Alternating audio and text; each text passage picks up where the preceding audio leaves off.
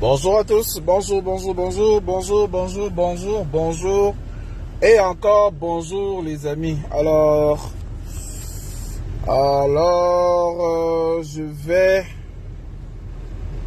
Nous allons échanger aujourd'hui je rappelle que la musique jouée, je ne suis pas responsable de la musique jouée, et donc tout droit réservé à l'artiste Richard Bona. Bonjour à tous, bonjour à tout le monde. Nous allons parler un peu du phénomène Marlène Mvutu parce que j'ai remarqué durant le week-end qu'il y a eu pas mal de débats, pas mal de live sur son sujet. Et j'aimerais peut-être apporter ma petite contribution sur ce débat. Non pas dans le but de diviser, mais dans le but de rappeler les enjeux et au besoin, dire ce que je pense. Parce que je vous laisse écouter Richard Bona pour quelques secondes, le temps qu'on partage. Partageons s'il vous plaît massivement et mettons les cœurs. Merci. Partageons massivement.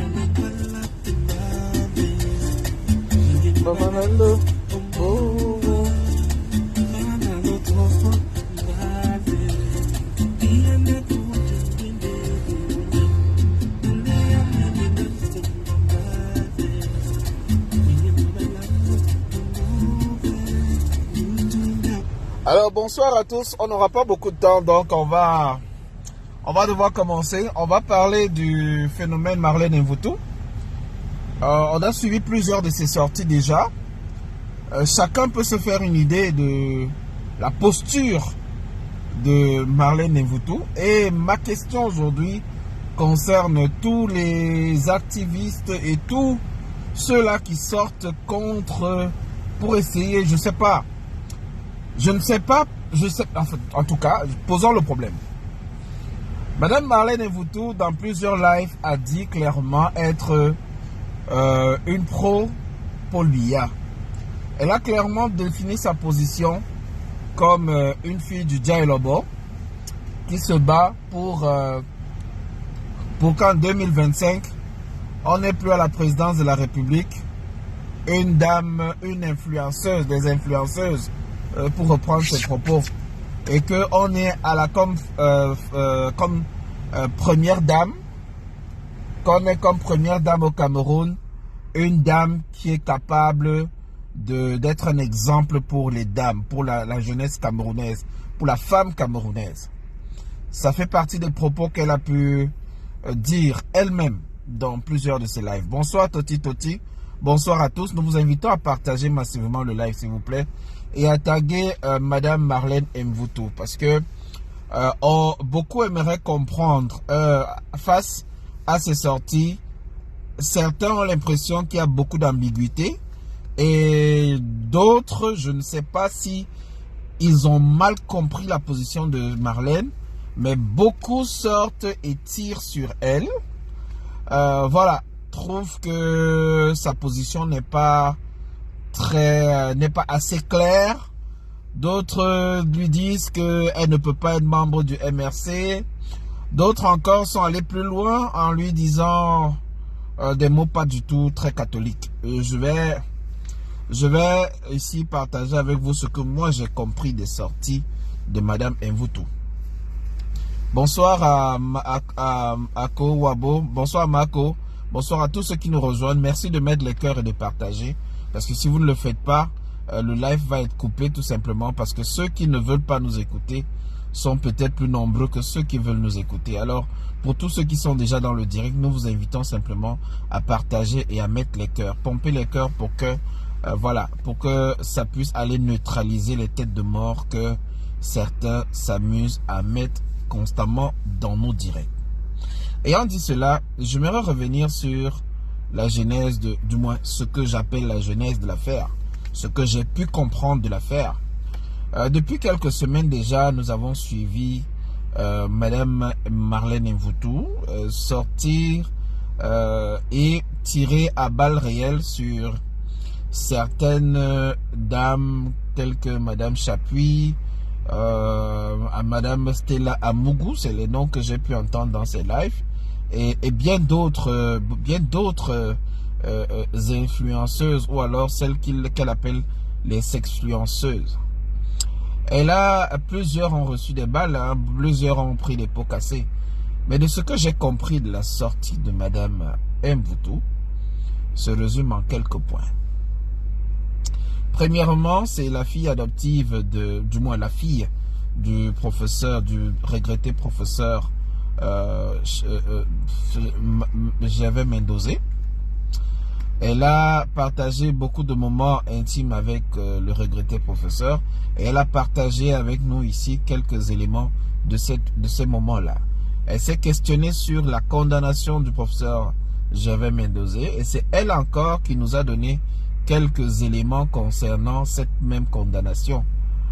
Elle estime que la proximité entre le professeur Gervais et Madame Chantal ont été l'une des causes, n'est-ce pas, de cette arrestation. Le président Biya étant très jaloux de certaines choses, très regardant sur certaines choses, a donc condamné son cousin de Javet Mendozé.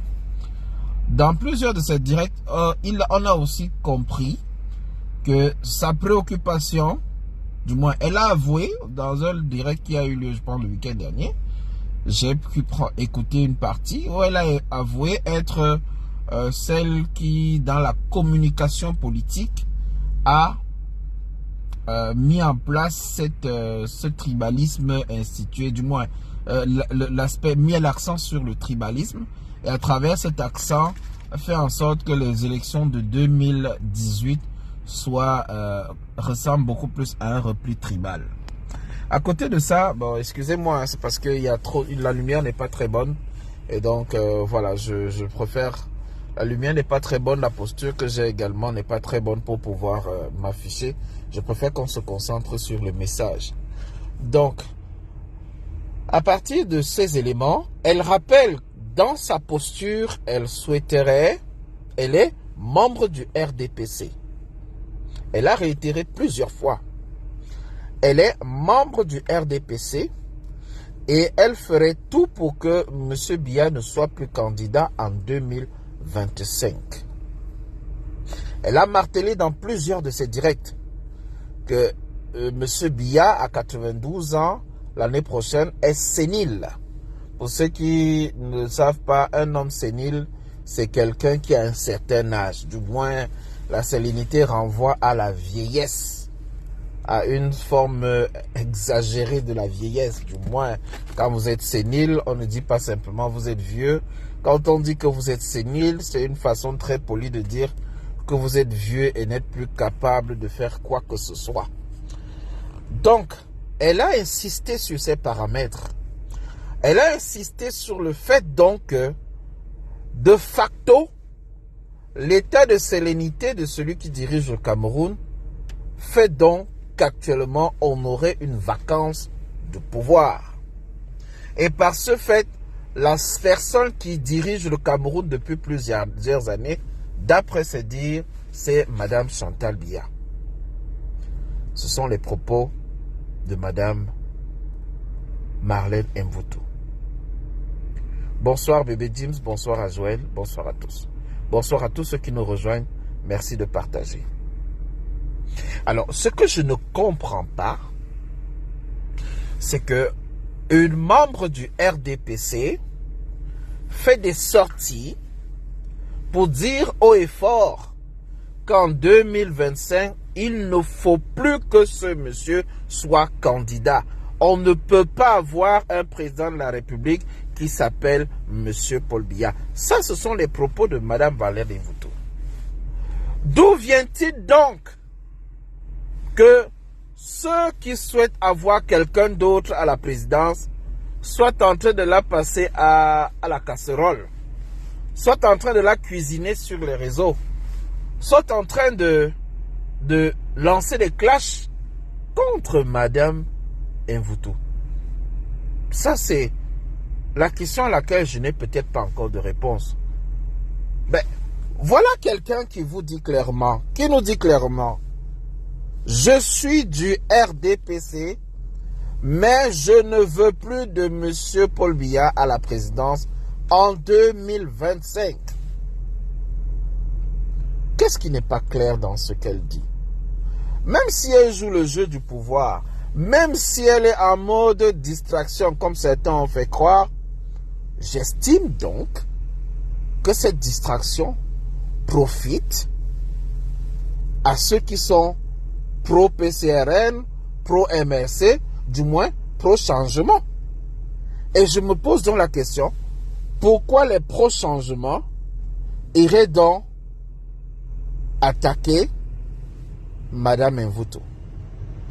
Dans une de ses toutes récentes sorties, elle a adressé un message très gentil à l'endroit de Madame Julie Kamto, en la présentant comme l'une des femmes modèles du Cameroun, comme une femme qui mérite d'être une première dame.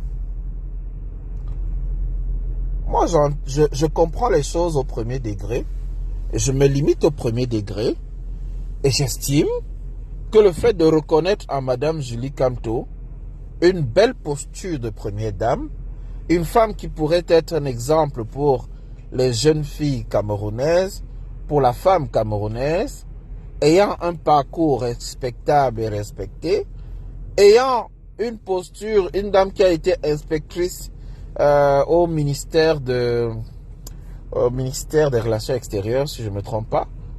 Donc, Madame Mvuto reconnaît à Madame Julie Kamto une femme qui peut être une potentielle première dame digne et respectable, et même respectée. Alors, je me pose encore la question, quelqu'un comme ça, qui fait l'éloge de la femme du leader de l'opposition actuelle, en quoi donc les uns les autres doivent sortir pour s'attaquer à elle? Mais ma question est de savoir qu'est-ce que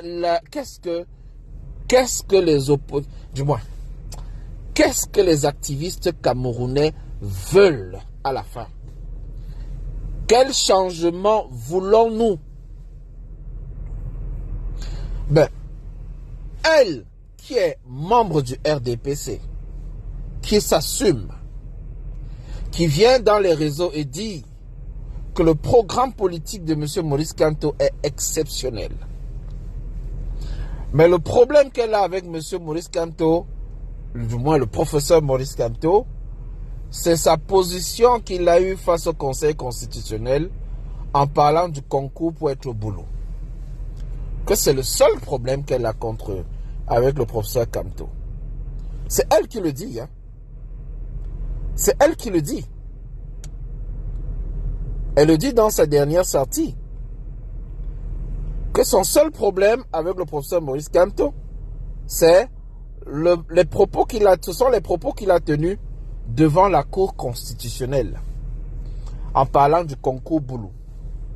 Mais quelque part, elle reconnaît avoir été l'une des instigatrices du tribalisme comme mot d'ordre électoral. Elle dit encore dans un de ses propos que dans le sud, les Boulous, lorsque tu viens pour leur demander de voter quelqu'un, ils te demandent d'abord que toi c'est qui? Tu es le fils de qui?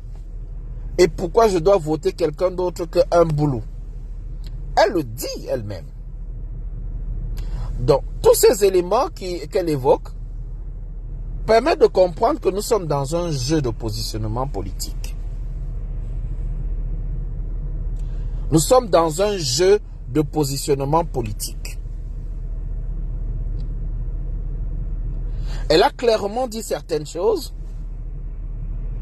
mais je ne comprends pas pourquoi les uns et les autres font des lives pour s'attaquer à elle. Mais si quelqu'un, on dit souvent, si quelqu'un tire votre traîneau dans le même sens que vous n'allez pas lui demander de laisser. Vous avez une voiture qui est tombée en panne en chemin ou bien qui est en train d'être poussée. Et quelqu'un vient mettre la main pour continuer à pousser.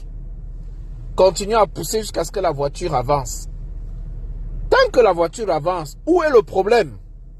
Ça, c'est la question que je pose.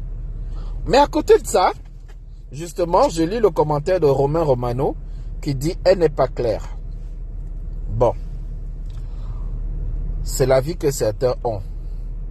Moi, je pense, pour ma part, que lorsque quelqu'un décide d'ouvrir son ventre et de trahir les secrets d'État, de dire des choses que beaucoup de Camerounais ne connaissaient pas, ou du moins que certains avaient dit et que d'autres n'étaient pas sûrs, mais de venir les affirmer avec des éléments clairs, nets, limpides, précis. En quoi cela est-il contre-productif pour ceux qui veulent le changement au Cameroun? Là est toute ma question. En quoi les sorties de Madame Marlène Mvutu dérangent ceux qui sont dans la résistance depuis un certain temps? J'ai le sentiment qu'on est dans une bataille dans laquelle les uns et les autres veulent se réclamer le seul pouvoir du changement, le seul droit du changement. Si demain on parle du changement,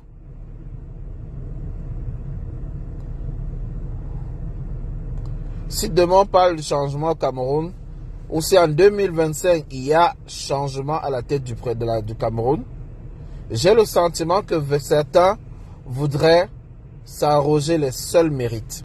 Romain Romano nous dit, attention, ils essayent de couper le direct. S'il vous plaît, mettez les cœurs et partagez. Ils ont déjà essayé de couper le direct 2 fois. Alors s'ils essayent de couper cette fois-ci, on aura peut-être des sérieux problèmes pour relancer le direct. Je vous invite s'il vous plaît à partager dans les groupes WhatsApp, Facebook, sur les pages, dans les groupes, etc. Et mettons les cœurs. Bon, vous nous dites que son passé est un problème. C'est un passé qu'elle assume. Et j'ai cru entendre dans un de ses lives, elle a dit qu'elle ne sera jamais membre du MRC.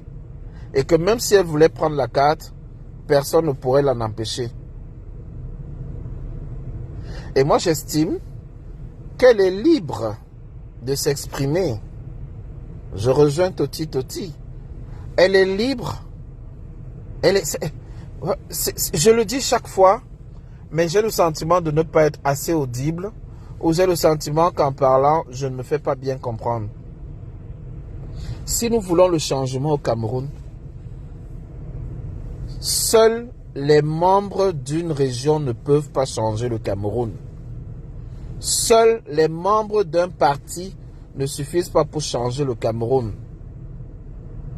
Il faudra associer tous les Camerounais, le maximum de Camerounais possible.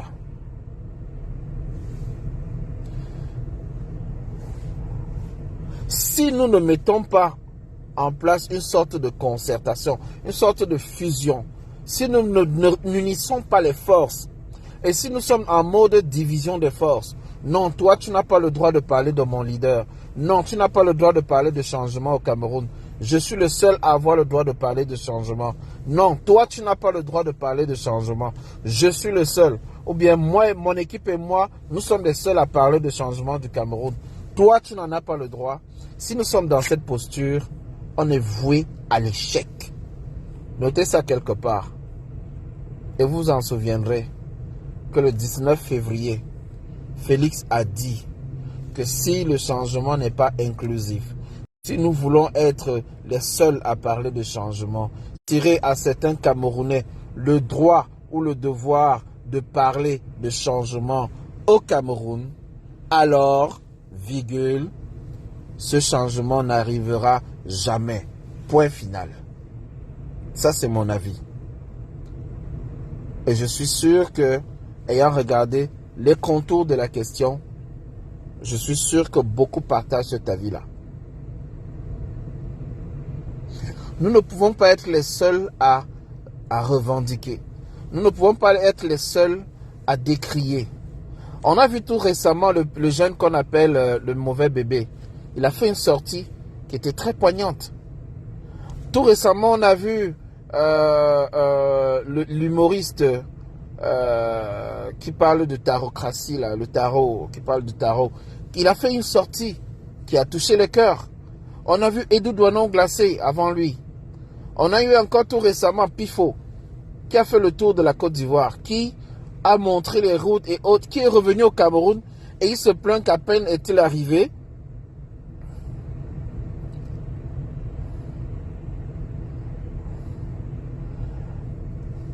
et je vais revenir à Minliv Abra. Nous allons revenir là-dessus. Merci de partager et mettre les cœurs, les amis, s'il vous plaît. Bombardez les cœurs, je vois les signalements qui continuent et ce n'est pas évident. Nous avons vu plusieurs jeunes, même les jeunes influenceurs, même sans le savoir, en allant parler de la Côte d'Ivoire, en faisant les images, montrant les images de la Côte d'Ivoire et en revenant constamment faire la comparaison avec le Cameroun, ils étaient en train de faire justement un travail de conscientisation. Tout acte, comme le dit souvent Valsero, en période de changement, quand le changement devient inévitable, tout acte concourt à ce changement-là. Tout ce qu'ils font va concourir à ce changement. Et on ne peut pas empêcher les gens d'agir. Je suis de ceux qui pensent que nous devons laisser faire. Nous devons laisser les uns les autres s'exprimer. Nous devons laisser Marlène continuer. Maintenant, une question a été posée. Une follower, Minliv Arbra, nous demande la façon dont Marlène parle, on dirait que le Cameroun appartient au Boulou. Et elle dit, si les Boulous ne donnent pas leur accord, rien ne peut avancer. J'ai cru comprendre, Minliv, que ses propos, elle les a tenus concernant le Djailobo. Elle estime que dans le Djailobo, si certains caciques du gouvernement, ou bien si certains anciens ne font pas le travail de terrain, rien ne va changer. C'est une façon pour elle de nous donner quelques pistes. Nous devons toujours tirer le bon de ce que les autres disent, même naïvement. C'est une façon de nous dire que pour percer la région du Sud, il faudra mettre en avant les gens du Sud qui iront faire le travail de terrain auprès de nos frères qui sont dans le Sud, parce qu'elle estime donc que le Sud est dans ce que le professeur Famendongo avait dit, le socle granitique. Souvenez-vous, j'estime que ce qu'elle a dit vient simplement renforcer la position de M. Famendongo qui disait « Nous sommes le socle granitique ». Mais ce socle granitique, souvenez-vous également, avait coupé les routes il n'y a pas longtemps. Il y avait eu même des coups de feu. Ils avaient emporté des urnes ou je ne sais pas ce qui s'était passé dans une mairie, une sous-préfecture. Il y a eu des soulèvements. Et le peuple dans le même Sud dont on parle ne cesse de crier son mécontentement. Le même peuple dans le Sud dont on parle filme des routes et nous montre l'état dans lequel les routes sont dans le Sud. Et ils continuent de dire leur mécontentement.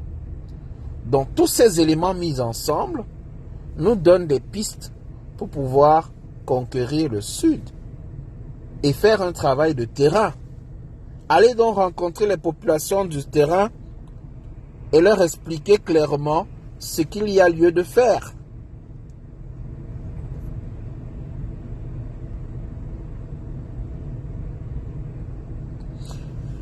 Bonsoir Chantal Bia. On a Chantal Bia dans le direct, c'est grave. Marlène a confirmé aujourd'hui qu'elle est juste une frustrée. Elle n'est pas guérie de la sardine. Elle leur fait juste du chantage. Bon, ça c'est le commentaire de Chantal Bia. Je ne sais pas si c'est celle qui a la présidence ou bien c'est un faux profil qui a ce nom.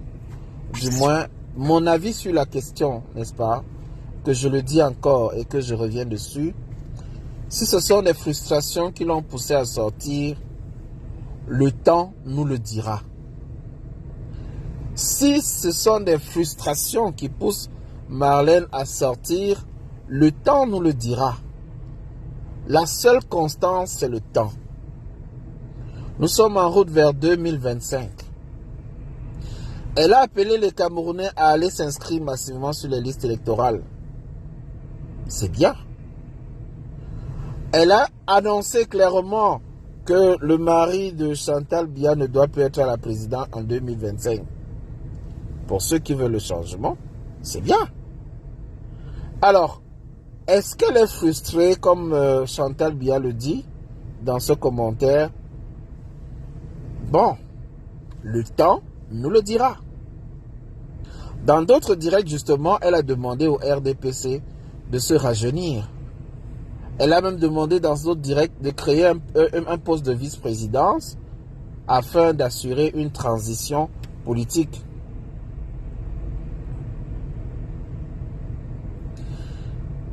Donc, mon avis sur la question, c'est que faire des sorties pour flinguer Marlène, c'est contre-productif. C'est totalement contre-productif. Je dirais même inapproprié. Je dirais même déplacé. Si elle est dans un game, laissez-la dans son game. Le temps est le seul juge, le seul maître. Ça, ce n'est que mon avis. Et pour revenir à la question portant sur l'adhésion de United for Cameroun, on a vu le communiqué de l'APC qui confirmait l'adhésion de United for Cameroun à l'APC. L'APC qui, ma foi, est un parti politique, du moins une organisation, qui a pour but de réunir les entités politiques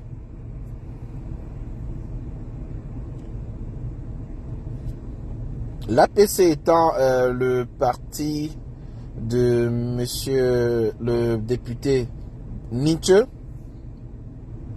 qui a mis en place une alliance, voilà, très bien, merci Chantal Biya, qui a mis en place une alliance afin que les forces vives de l'opposition puissent se réunir autour d'une candidature unique, celle du professeur Maurice Kamto.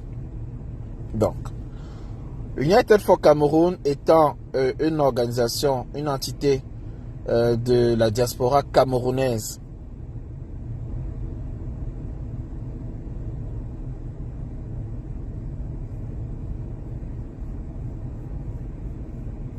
United for Cameroun étant une entité de la diaspora camerounaise, la diaspora positive camerounaise, a fait donc le choix de rejoindre l'APC. Est-ce que c'est une bonne chose? Est-ce que c'est une mauvaise chose?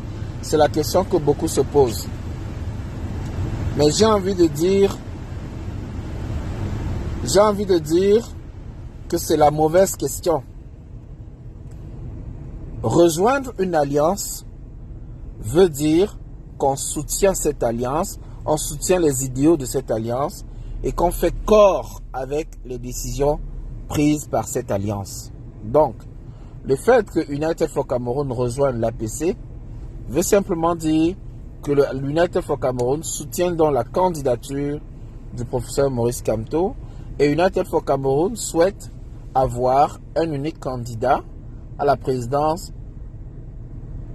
à l'élection présidentielle de 2025 en la personne du professeur Maurice Kamto. C'est comme ça que je retiens ça. Et j'ai vu que cette alliance a créé beaucoup de choux gras. Certains sont sortis, certains ont critiqué le fait que United for Cameroun étant une ONG, une organisation de la société civile, qu'elle ne devrait pas être partisane.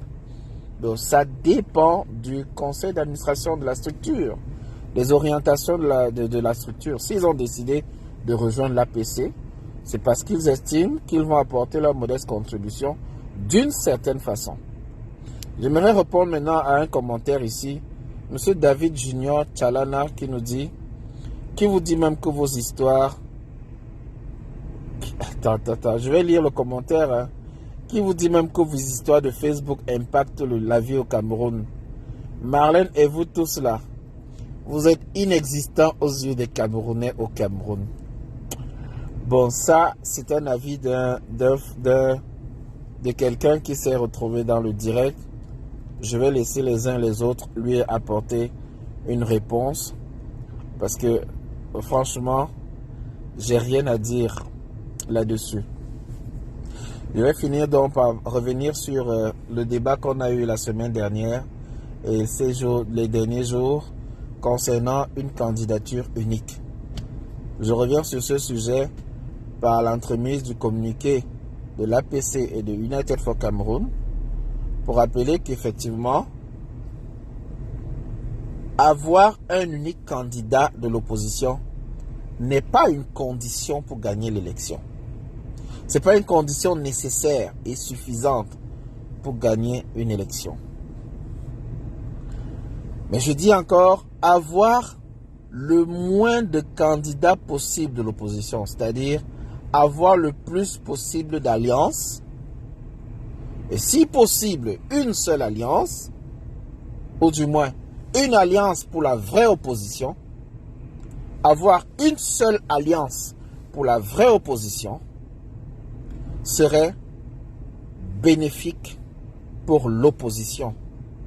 Et cela pour plusieurs raisons. D'abord parce que gagner une élection présidentielle signifie la préparer à l'avance. Gagner une élection présidentielle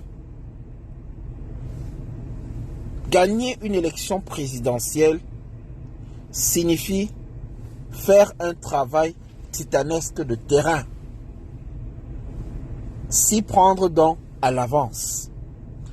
Gagner une élection présidentielle signifie également présenter un programme clair et de manière claire, lisible, simple et précise au commun des mortels lambda camerounais. Gagner une élection signifie donc se préparer à l'avance. On ne peut pas attendre 2025 ou alors octobre ou septembre pour commencer à parler de coalition.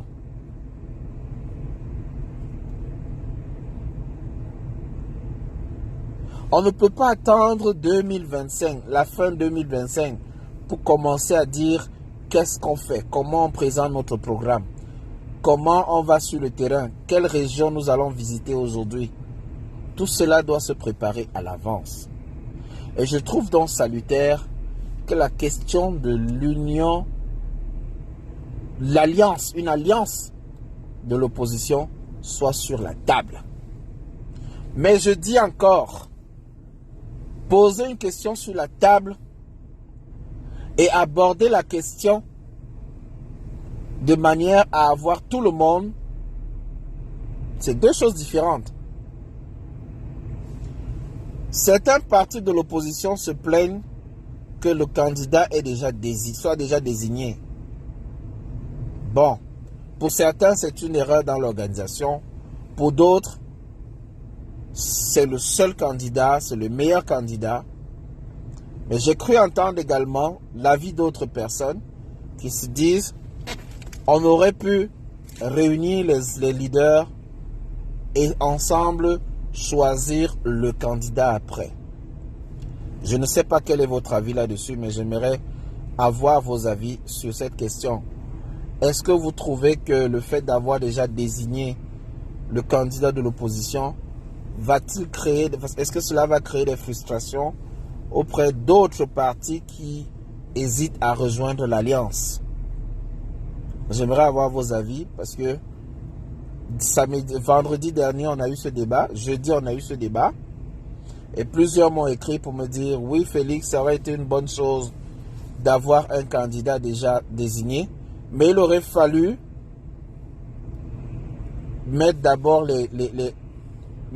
l'alliance en place et que ce soit l'alliance qui désigne le candidat après. Bon, je vais lire le commentaire de Emmanuel. Il me dit, moi, ce que je souhaiterais, c'est qu'on cesse de citer le professeur Kamto partout. Ils sont là-bas et font le travail de terrain à leur niveau. Laissons les politiques faire leur boulot et restons dans notre cadre d'activistes. J'aime bien cette réaction.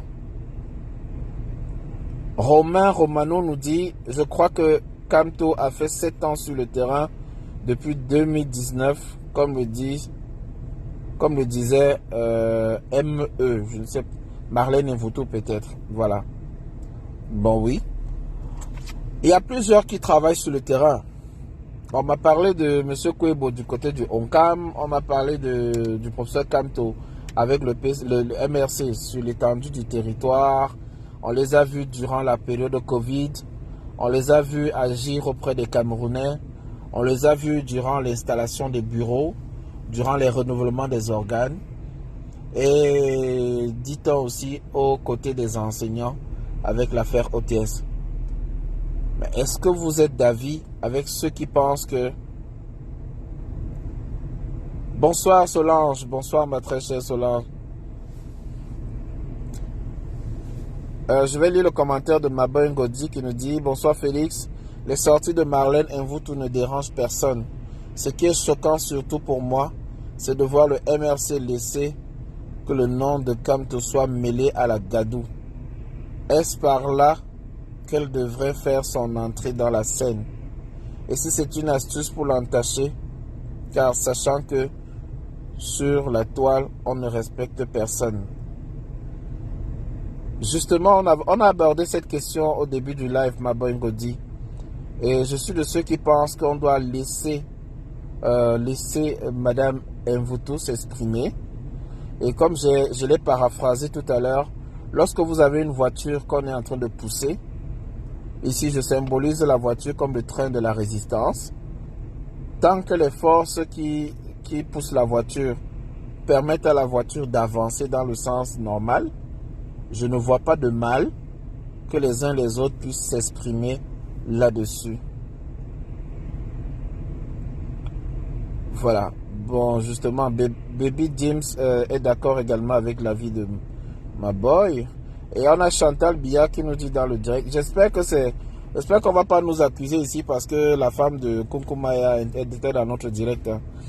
Tu vas empêcher quelqu'un de citer Kamto comment? Sur Facebook, tout le monde peut citer son nom. Même une sardine. Fénon nous dit, s'ils veulent, ils vont en rang dispersé. Ils seront battus. Justement, j'étais en train d'expliquer pourquoi il est important d'avoir le moins de candidats possible aux élections. Pour une simple raison, les amis, c'est que le code électoral sur lequel on va encore aller à ces élections est un code électoral extrêmement vieux, qui ne fait pas l'unanimité et dont les suggestions de l'opposition n'ont toujours pas été prises en compte.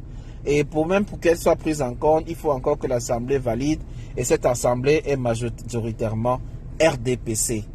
Le Code électoral prévoit dans ces articles, j'ai oublié le numéro de l'article, que l'élection présidentielle au Cameroun est à un seul tour. Ça veut dire quoi? Ça veut dire qu'on n'a même pas la possibilité d'aller d'abord chacun au premier tour et ensuite voir la force de chacun pour s'unir vers le deuxième ou bien vers celui qui pourrait davantage représenter l'opposition camerounaise. On n'a pas la chance d'avoir 2 tours. Non, c'est impossible. Déjà qu'avec 2 tours, le second tour est conditionné par le fait que personne n'ait plus de 50% au premier tour. Si mes souvenirs sont exacts. Dans la plupart des textes des codes électoraux dans le monde. Donc cela sous-entend que dans le contexte du Cameroun, il y a un seul tour. Ça veut dire qu'un candidat peut, étant premier avec 39% de voix, gagner l'élection. Il a 35%, il est le premier. Le deuxième vient même avec 33%. C'est fini, il a gagné l'élection. Deuxième élément, la Cour constitutionnelle qui proclame les résultats des élections est à 100% RDPC. Même pas 80%. 100%. Pour rappel, le professeur Joseph Ouonake, décédé tout récemment, était membre de la Cour constitutionnelle. Et on sait très bien de quel bord politique il était. On sait très bien qu'il était membre du comité central du RDPC. Et la question que Marina Lessous nous pose, comment expliquer les scores soviétiques de M. Biya à chaque fois? L'opposition camerounaise l'a expliqué à travers on appelle ça le bourrage des urnes. Donc, Mme Marina Lessous, l'opposition camerounaise a toujours expliqué ça à travers le bourrage des urnes. Pour le cas de 1992, on nous avait expliqué que les résultats avaient simplement été inversés. Pour valider un résultat des élections présidentielles, il faut que les bureaux provinciaux de Elekam reçoivent toutes les souches des différents arrondissements et des différents bureaux de vote de chaque arrondissement jusqu'à ce que ça arrive au niveau des provinces ou des régions, si vous voulez. Et en chemin, on nous a toujours expliqué que c'est en chemin que les urnes sont bourrées au niveau des sous-préfectures et lors des trajets pour amener les urnes au niveau des préfectures. Et c'est pour ça qu'il est important que l'opposition ou alors l'alliance de l'opposition ait suffisamment de monde derrière lui pour avoir au moins les 25 000 représentants dans les bureaux de vote. Et je rappelle également qu'on n'est pas obligé d'avoir 25 000 représentants pour gagner l'élection. Mais il est préférable d'avoir un représentant dans chaque bureau de vote. Souvenez-vous de ce qui s'est passé au Gabon il y a 5 ans avec Ali Bongo. Lorsqu'il était en train de perdre l'élection, il y a un village dans lequel on est allé bourrer les urnes jusqu'à ce que les votants étaient plus nombreux que la population du village. C'est à travers cela que Ali Bongo a battu à l'époque Jean Ping aux élections présidentielles. Les résultats étaient lus en direct et dans cette région-là, on a simplement bourré les urnes jusqu'à avoir un certain nombre de milliers de votes permettant à ce qu'ils dépassent les 50% de voix. Donc faisons très attention. Pourquoi, bon, on nous dit, Madame même a besoin de s'exprimer et m'éclairer sur la vie politique du Cameroun. C'est très bien. Alors, deuxième autre question, est-ce qu'il y a des questions? Fénon nous dit 50 plus 1% de voix. Voilà, cette élection doit être le candidat de ceux qui mangent contre le candidat de ceux qui ont faim et souffrent. Voilà le thème de cette campagne. Je suis d'accord avec toi, Fénon. Totalement d'accord avec toi. Roxane nous dit également, pourquoi la candidature de Cam te dérange que celle de n'importe quel autre? Question. La question est très bien posée. Et la réponse est dans la question. Parce que, au dernier sondage, le professeur Maurice Kamto est le favori. Parce qu'il est celui qui porte les aspirations du bas peuple. Il est celui qui porte la voix de ceux qui ont faim, comme a dit Fénon. Et dans sa candidature, il est l'opposant camerounais qui fait le plus peur au régime. Non seulement parce que c'est un excellent professeur de droit, mais aussi il a appris sur le terrain, il sait qu'il est aimé sur le terrain, il sait qu'à côté, il a mis également en place plusieurs stratégies pour contrer ceux qui sont au gouvernement. Du coup, il les connaît. Et ceux-là savent qu'il les connaît. Il les craint parce que sur le plan juridique, il est bien calé. Il sait comment les contourner. Et chaque fois qu'il réagit, il sait qu'il peut compter sur ses militants. Et parmi les militants camerounais de l'opposition au Cameroun, aux dernières nouvelles, son parti est le parti qui enregistre le plus d'inscriptions de nouveaux membres depuis les élections de 2018. Donc, il est craint. Les gens le craignent, les gens craignent sa candidature et ne soyons pas surpris qu'ils essaient de tout faire pour bloquer cette candidature-là. Exactement comme Macky Sall a essayé de faire avec Ousmane Sonko au Sénégal. Chaque fois qu'un président sait que voilà l'adversaire qu'il faut le plus craindre, il cherche le moyen de le disqualifier. Et c'est ce qui se passe avec le professeur Maurice Kamto en ce moment. Alors je vais encore lire une ou deux questions. Il y a d'autres...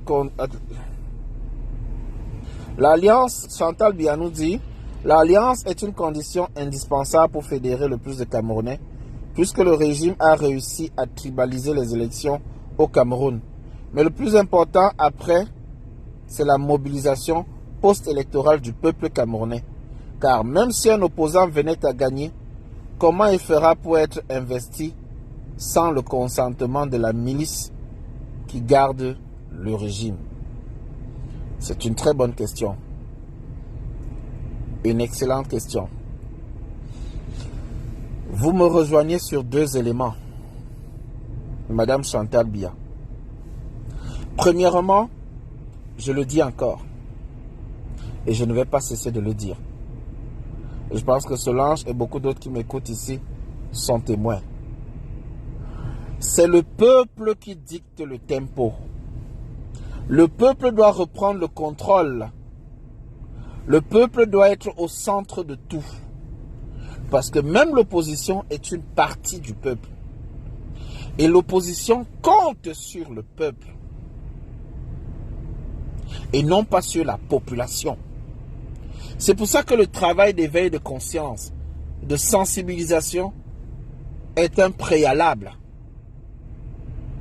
Et c'est pour ça que je trouve rien de mal à ce que Mme Mvoutou sorte et continue d'éveiller les consciences des Camerounais. Il y a des gens qui l'écoutent, qui ne nous écoutaient pas, mais qui l'écoutent. Et ça continue l'éveil, ça constitue toujours l'éveil. Donc, oui. Vous parlez de consentement de la milice qui est la garde du régime. Mais je vous dis, aucune milice ne peut résister face au peuple. Si le peuple est debout, se rappelle que le carburant a augmenté, si le peuple se rappelle qu'il a faim, si le peuple se rappelle qu'il y a eu Covid Gate, Can Gate et tous les autres gates, si le peuple se rappelle que la dette extérieure du Cameroun a explosé, si le peuple se rappelle encore que les enfants ont du mal à aller à l'école, que les enseignants ne sont pas payés, alors ce peuple-là devrait prendre son destin en main. Si le peuple a pensé et a décidé que ce destin passera par des élections, il faudra donc que ce peuple aille déjà s'inscrire sur les listes électorales, surveille son vote et s'arrange à ce que la transition se fasse de manière pacifique. Parce que si nous tombons dans un coup d'État ou bien dans une effusion de sang, si c'est un coup d'État, c'est le système en place qui va perdurer. Je suis presque certain.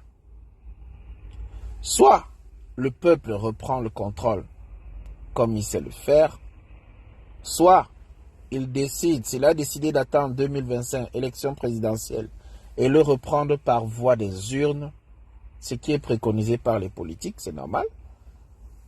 S'il décide de le prendre par voie des urnes, il faudra donc que ce peuple fasse corps avec l'élection présidentielle.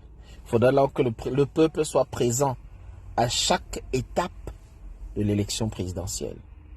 Et quand je dis chaque étape, j'inclus les périodes de campagne électorale, j'inclus la période de l'élection, j'inclus la surveillance des élections et même post-électoral, comme le dit Chantal Biya dans son commentaire. Chaque Camerounais devra donc s'inscrire, voter, surveiller son vote et s'assurer que la transition se fasse de manière pacifique.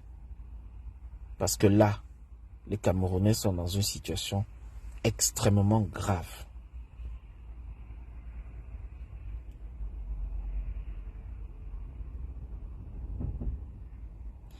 Emmanuel Issola a posé une question. Puisque nous aimons trop copier la France, pourquoi ne pas passer à une élection à 2 tours et un mandat de 5 ans renouvelable une seule fois? C'est ce que j'appelle souvent s'il y avait eu un gouvernement de transition au Cameroun, c'est le travail que ce gouvernement devrait faire. C'est-à-dire refaire les activements et revoir tous les paramètres et même régler le problème du nord-ouest et du sud-ouest.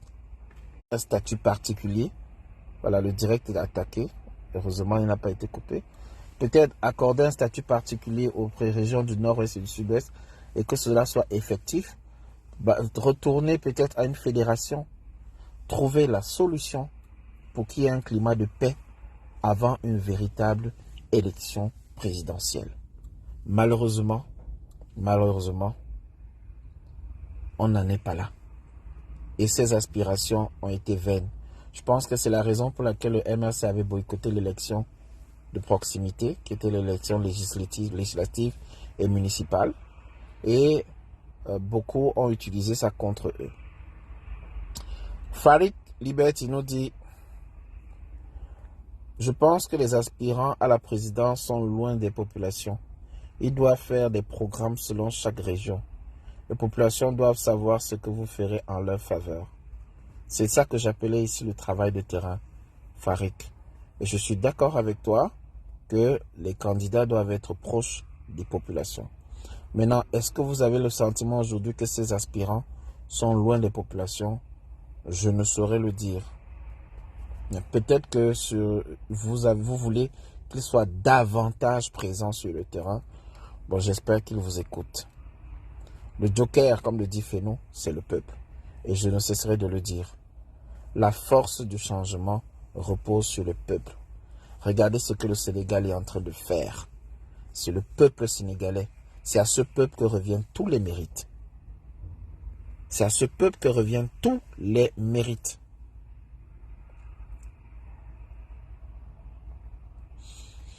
Si pour certains le peuple se repose sur l'opposition, est-ce qu'il peut être soutenu par l'armée et être rassuré que le président par intérim est capable d'organiser les futures élections présidentielles?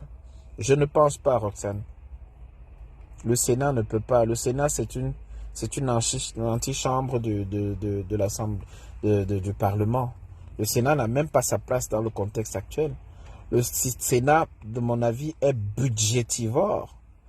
C'est une chambre où on a recueilli les vieux, on les a mis dans de bonnes conditions, ils ont des évacuations sanitaires, on soigne leur prostate, leur cancer et autres, et on leur donne beaucoup d'argent à la fin du mois.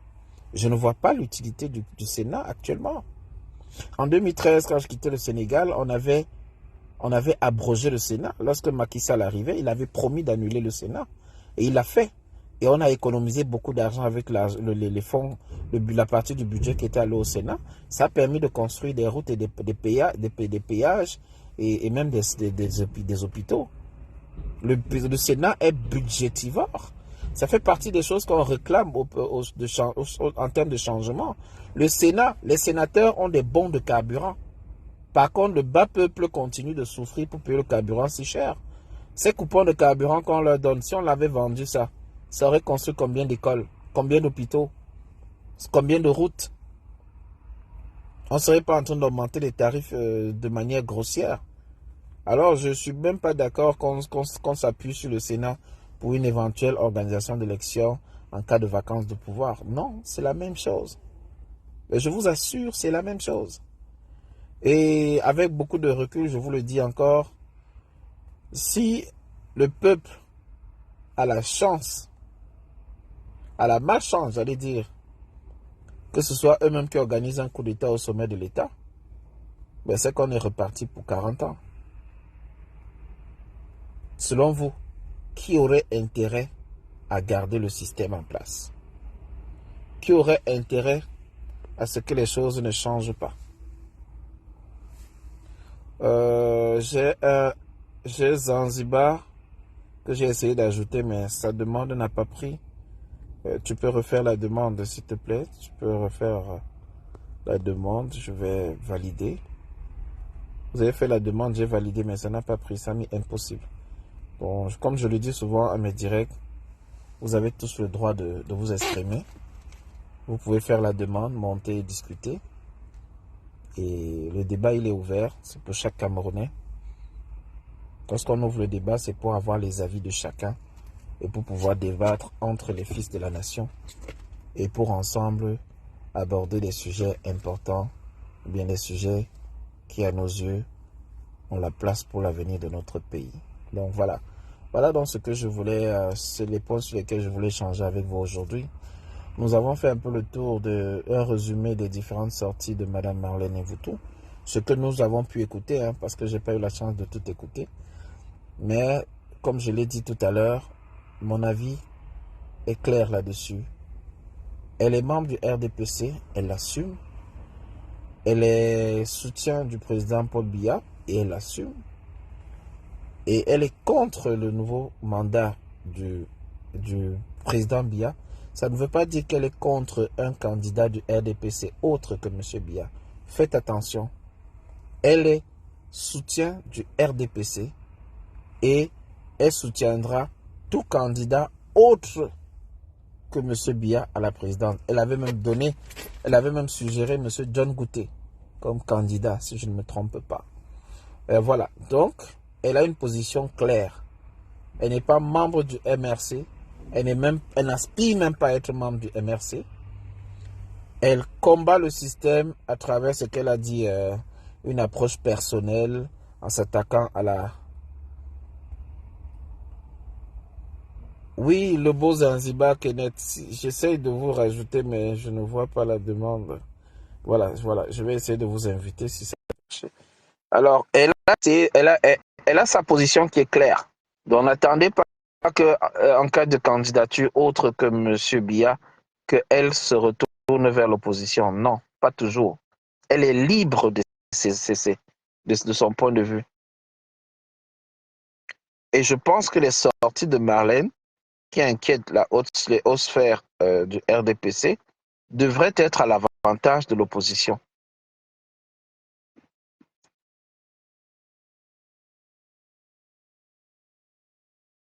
Il y a le beau Zanzibar, je vous ai envoyé une demande, vous pouvez valider.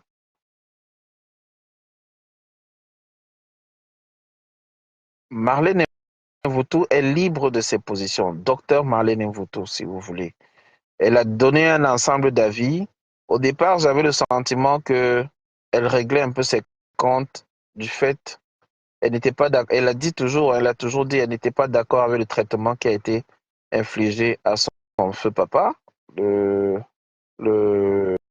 professeur Javet Mendozé, que ce soit sur le plan légal, elle a donné les arguments, que ce soit sur le plan des relations avec la présidente, elle a donné des arguments. Elle estime qu'il a eu un traitement déloyal, un traitement inapproprié au vu de ce qu'il a apporté au Cameroun, au vu de ses relations avec la sphère et au vu des accusations qui étaient portées contre lui. Elle a donné des arguments. Ensuite, elle a expliqué qu'elle apprécie la personne de Mme Julie Kamto. Je ne vois pas de mal à cela. Elle a expliqué pourquoi elle n'est pas d'accord avec le professeur Kamto. Et ce qu'elle reproche au professeur Kamto n'a rien à voir avec son plan d'action.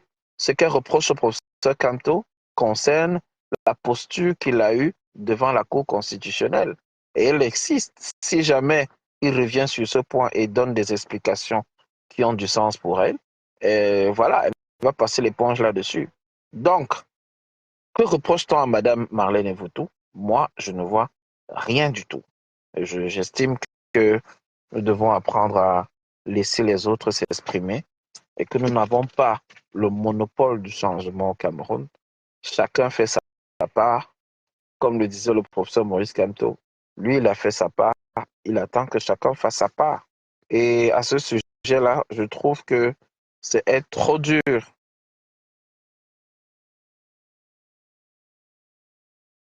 C'est trop dur que de vouloir incomber, c'est trop dur que de vouloir lui faire des procès d'intention, d'estimer qu'elle elle vient embrouiller les gens sur la toile, elle vient s'aimer le doute. Non, elle est libre de s'exprimer. Laissons les uns et les autres s'exprimer. Et je prends toujours l'allégorie de la voiture en panne. Du moins, lorsque le véhicule roule et que les uns mettent la main pour pousser le véhicule, tant qu'il y a des mains supplémentaires qui poussent le véhicule dans la direction que nous souhaitons, où est le mal? Où est le mal? Ça, c'est la question que je pose. J'espère pouvoir avoir une réponse d'un de ces quatre. Et s'agissant donc pour finir, de la candidature unique, ma position aussi là-dessus est très claire. Je ne suis pas sûr que l'opposition aura une candidature unique, mais tant qu'on peut éviter de disperser les forces, ce serait bien. Tant et aussi longtemps qu'on peut éviter de disperser les forces, ce serait très bien. Si l'opposition entre en conclave et nous sort un nom en disant voilà celui que nous avons désigné avec la fumée blanche et que cela peut booster les gens à aller davantage s'inscrire sur les listes électorales, que les gens sentent que l'opposition cette fois-ci a pour objectif le véritable changement, je ne vois pas de mal. Maintenant, certains estiment qu'on a imposé un candidat à l'opposition. Je ne sais pas. Il y a l'APC qui est en train de faire un gros travail d'alliance. Ce que d'autres reprochent, c'est que l'APC a déjà son candidat. Est-ce qu'il y a une approche meilleure qu'on aurait pu avoir? Nous avons eu ce débat la semaine passée. Est-ce qu'on peut organiser les primaires dans l'opposition? Le contexte actuel est difficile, très difficile. Et s'il fallait le faire, il faudra mettre en place une bonne plateforme qui va pouvoir organiser cela. Une autre question qui revenait, c'est en cas de recours lors des élections et que certains candidats ne sont pas d'accord avec les résultats, vers quelle institution ils se retournent pour le recours? Qui, de manière matérielle, va pouvoir mettre en place tout le nécessaire pour organiser cela? On avait dit qu'il y a possibilité de lever des fonds, d'organiser la société civile, mais ça ne sera pas évident et il faudrait également que les différents acteurs aient la volonté. Si les acteurs n'ont pas la volonté, ce n'est même pas la peine de s'essayer. Donc voilà, chers amis auditeurs, c'est un peu l'essentiel de ce qu'on voulait échanger avec vous. Je sais qu'il y a beaucoup d'autres dossiers qui sont beaucoup plus dans le JAPAP, mais je ne suis pas trop fan du JAPAP, donc je ne sais pas comment organiser les lives du JAPAP et autres. Là, ça c'est un peu au-dessus de mes compétences. Je vous annonce déjà que vendredi, on n'aura pas de live parce que ça sera, c'est la semaine de l'enterrement de mon feu papa. Donc, vendredi, on n'aura pas de live, c'est sûr. Et d'ici là, je vous souhaite une très bonne soirée. C'est tellement demandé de renouveler le programme, de publier le programme. Je vais le faire peut-être d'ici le soir. Je vous souhaite donc une très bonne soirée à tous et bravo à ceux qui restent éveillés pour ce changement-là, ceux qui attendent le changement en question, ceux qui aspirent au changement. Je sais que ça ne sera pas évident. Je sais que beaucoup font des sacrifices en temps, en énergie et beaucoup d'autres encore, beaucoup d'investissements. Mais il faut y croire et il faut travailler pour ça. Bonne soirée à tous.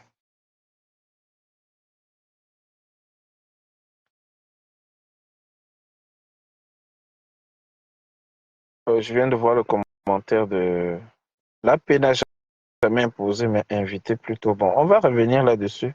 Next time, please. Ma pause est terminée. Bonne soirée à tous et à très bientôt. Bye.